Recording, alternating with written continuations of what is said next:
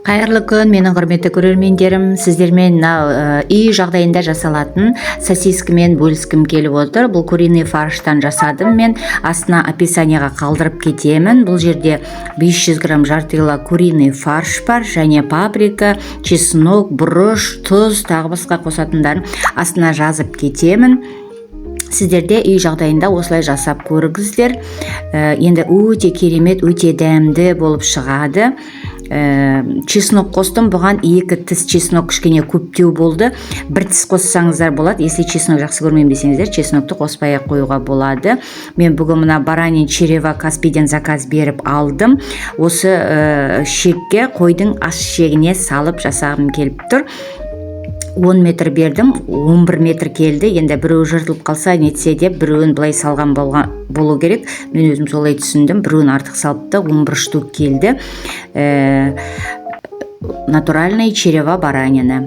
Міне баранин чреваны жуып, шекті жуып, мынандай воронкаге кигізіп, түбін мынандай етіп байлап, әзірлеп, қазір енді етін саламыз. Өте тонкий жіңішке екен де, бұны кішкене жұмыс жасап қолымызды үйретіп алмасақ, мынау кішкене қиындау болатын сияқты, жыртылып кете ма деп қорқып тұрасың.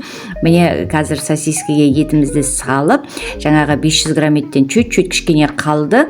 Екеуіне өткіздім 2 метрге. 2 метрге өткіздім. Иісі дейтін енді керемет, енді шикілей тұрғанда даже иісі өте керемет болып шығып тұр. Кішкентай қалды. Міне дәмі деген енді балаларыңызға берсеңіздер, бұл үй жағдайында жасалатын натуральный домашний сосиска ғой, үй жағдайында жасалатынды. Қазір дүкеннен еш нәрсе ала алмай қалдық. Міне енді қазір біреуін байлап кішкене андай как типа сардельки сияқты, сосиска сияқты жасағым келіп тұр. Маған ұнап тұр, енді жақсы.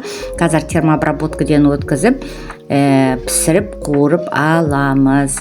Үй жағдайында жасалған заттың бәрі жақсы ғой. Қазір натуральный жеу керек, натуральный. Міне біреуін ұзыннан солай қойдым, 1 метрін, біреуін андай кусок-кусок қылып, как типа мончақ, но мончақ емес, байлап сосиска жасап қойдым да. Енді термообработкадан өткіземіз. Осы кезде міне бізде газде ыссы су қайнап жатыру керек. Вот сол болған соң жаңағы ыссы суды үстіне құйып термообработка жасаймыз.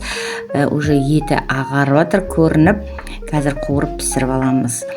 Иісі дейтін енді керім үйдің ішін алып кетеді, кәдімгі күшті, аппетитный болып тұр. Жаңа айттым, чеснок мен 2 тіс салдым. Чеснок жақсы көрмейтін адамдар біреуін салсаңыздар болады. Чесногы енді күшті шығып тұр.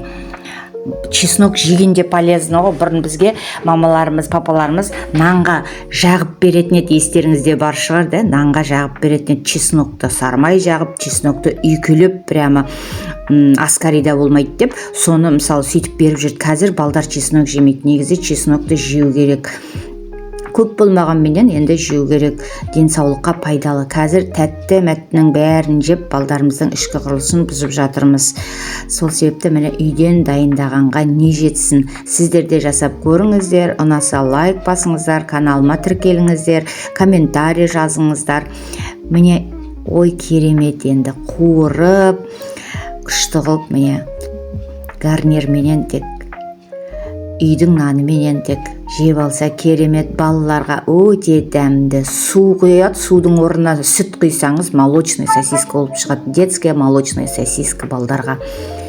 Ал ас болсын. Сау саламатта болыңыздар, амандықта жүздесейік.